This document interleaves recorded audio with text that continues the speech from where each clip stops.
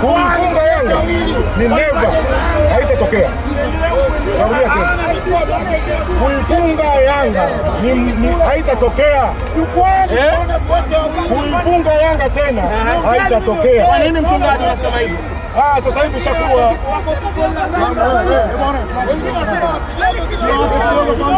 sasa hivi tulipofikia sasa hivi makocha wote waliopita Simba wametufunga. Haiwezekani makocha wote waliopita Yanga Afrika wote wametufunga, mpaka Zeruzeru huyu leo katufunga. Mpaka nani? Zeruzeru huyu leo katufunga. Ni aibu kubwa. Haiwezekani sisi tufungwe mara zote. Tunafungwaje? Sisi wenyewe sisi wenyewe ndio tuna matatizo ndani ya klabu. Kamati ya roho mbaya Simba inakuja tena. Sisi ndani ya klabu ndio tunashida. Shida iko wapi hapo? Shida wenyewe wanajua.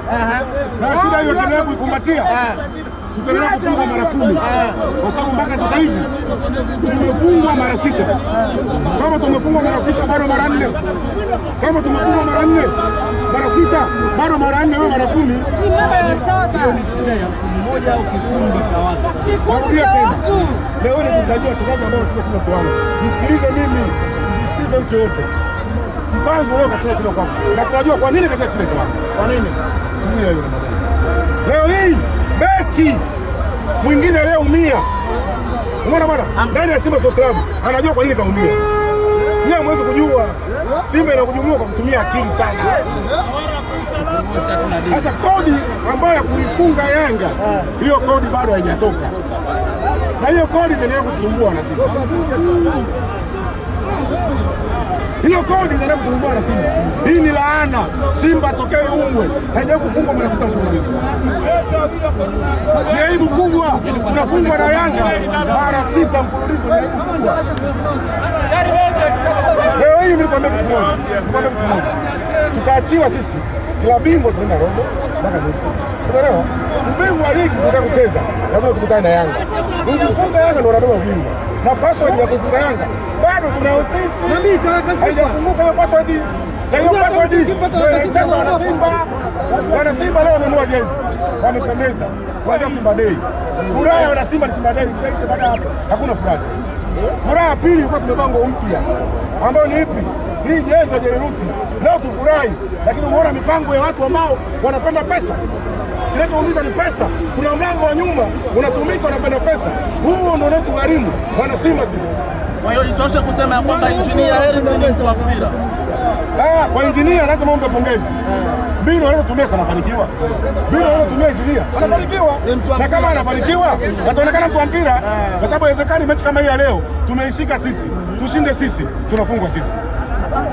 Makocha wote waliopita kuanzia nani? Gamondi, acha Gamondi. Kuanzia Nabi. Umeelewa? Kuanzia nani aliondoka juzi?